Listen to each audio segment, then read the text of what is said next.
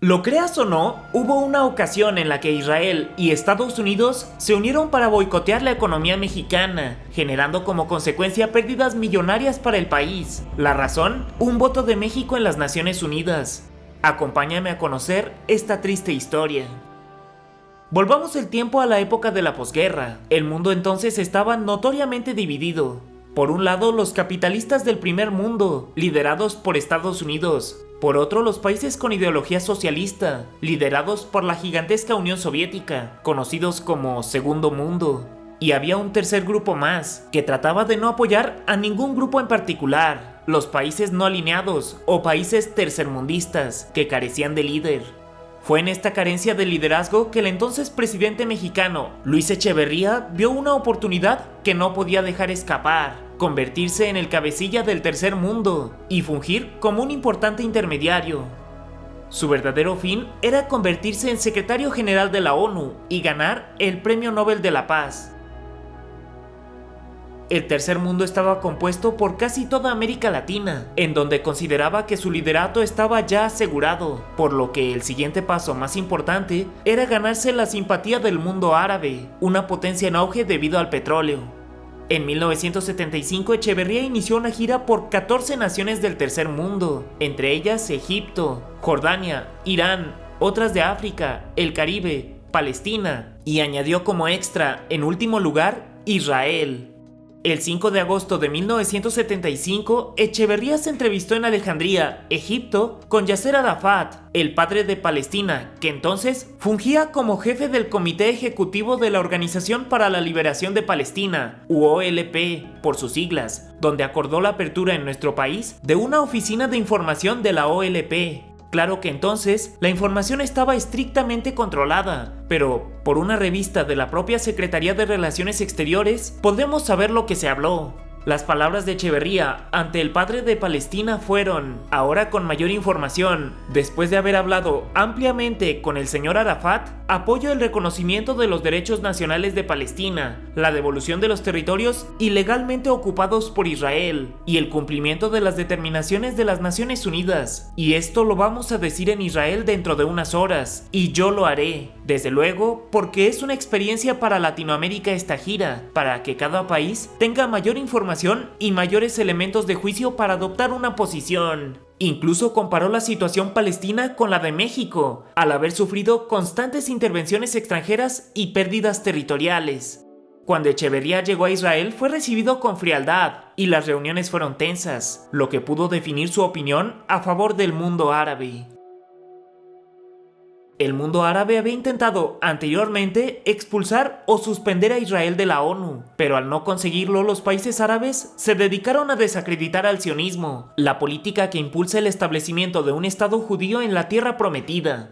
En octubre de 1975, año contra el racismo, los estados árabes realizaron una propuesta para declarar al sionismo un movimiento racista, a la que Estados Unidos y Europa inmediatamente se opusieron. Echeverría vio, otra vez, una oportunidad y, por instrucción presidencial, ordenó que México votara a favor. La condena al sionismo en la ONU fue votada primero en la tercera comisión el 17 de octubre, donde fue adoptada por 70 votos a favor, 29 en contra, 27 abstenciones y 16 delegaciones ausentes. La moción pasó a la Asamblea General, donde México volvió a votar a favor, y la resolución 3379 fue adoptada por una mayoría de 72 votos a favor, 35 en contra y 32 abstenciones, sorprendiendo a Israel, Estados Unidos y la comunidad judía en México. Este voto contra Israel lo acercaba al bloque árabe soviético y a los países no alineados, pero resultó ser una decisión que costaría muy cara. Tal vez Echeverría desconocía el verdadero poder e influencia de los judíos en Estados Unidos, dueños de la banca de Nueva York, de Hollywood y de los medios de comunicación, entre otros. Además de que de la Unión Americana provenían el 80% de los turistas internacionales que visitaban México, casi la mitad judíos, o de parte de agencias cuyos dueños eran judíos.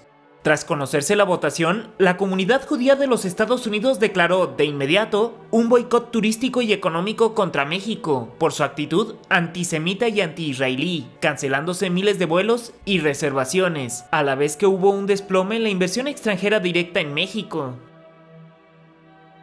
Incluso Daniel Moynihan, el jefe de la delegación de Estados Unidos ante la ONU, apareció en televisión 2 días después de la votación, anunciando que los países que habían votado a favor de la resolución sobre el sionismo sufrirían por ello. Se calcula que los primeros efectos del boicot costaron $800 millones. El gobierno de México, resintiendo las consecuencias, trató de enmendar las cosas organizando cenas y reuniones con la comunidad judía estadounidense, pero se negaron a aparecer hasta que no se garantizara que México no volvería a votar contra los intereses de Israel. El entonces canciller mexicano, Emilio Rabasa, debió trasladarse a Israel, buscando poner fin a la crisis y prometiendo la votación futura de México a favor de Israel, pero la realidad es que viajó para ir a pedir perdón, cosa que molestó a Echeverría, pues, según él, México jamás debía pedir perdón por nada. Cuando la magnitud del boicot creció y fue insostenible, Echeverría se vio obligado a invitar a Los Pinos a la comunidad judía, donde les aseguró que México se abstendría o incluso votaría en contra de las resoluciones contra Israel, lo que fue música para los israelíes, quienes ordenaron el fin del boicot contra México. 10 días después de la reunión y por orden presidencial, México votó de nuevo a favor de la resolución que implicaba equiparar el sionismo con el racismo, desatando la ira de la comunidad judía que se sintió traicionada, ahondando más el boicot, aumentando las pérdidas económicas a $2,000 millones. El gobierno de México hizo todo lo posible, hasta humillarse para restaurar las relaciones, pero Echeverría era un gran impedimento para lograrlo. Los judíos estadounidenses sugirieron 2 señales para perdonar a México.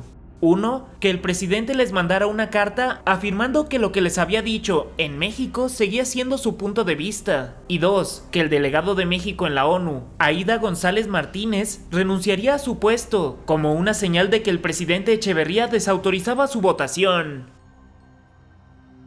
Y así ocurrió, pero Echeverría envió un discurso escrito por él mismo que Aída debía leer en la ONU antes de renunciar, en el que se apreciaban frases como: "El voto de México fue correcto. Tengo entendido que ha habido aquí algunas afirmaciones de un grupo de desorientados. No pido perdón, ni la política exterior de México pide perdón. El voto de México fue correcto. Tampoco ha habido contradicciones, sino una gran coherencia en medio de la complejidad del mundo en el que vivimos".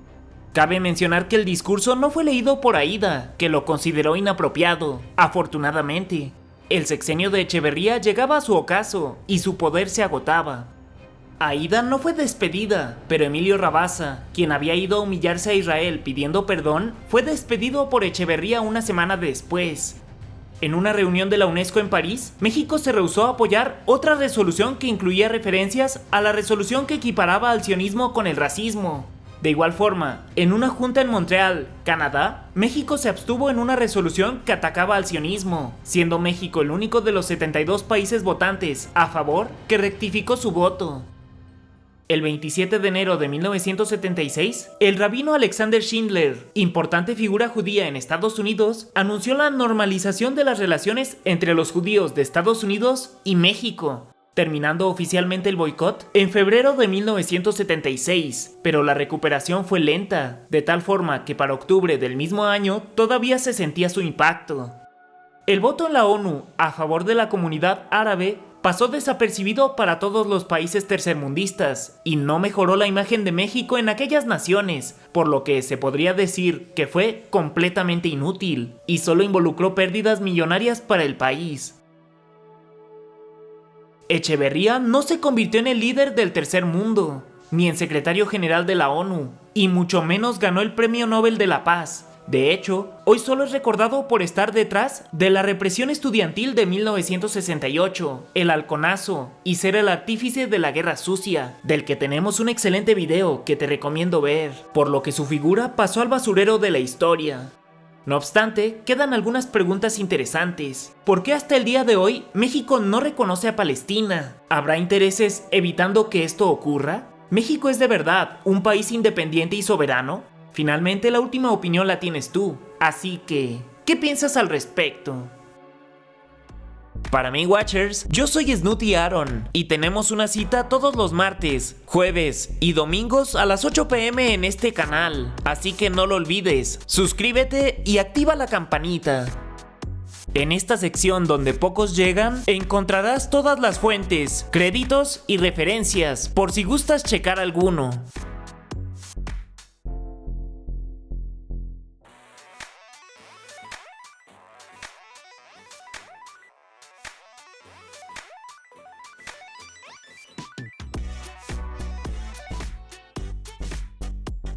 ¿Qué historia quieres que te cuente ahora?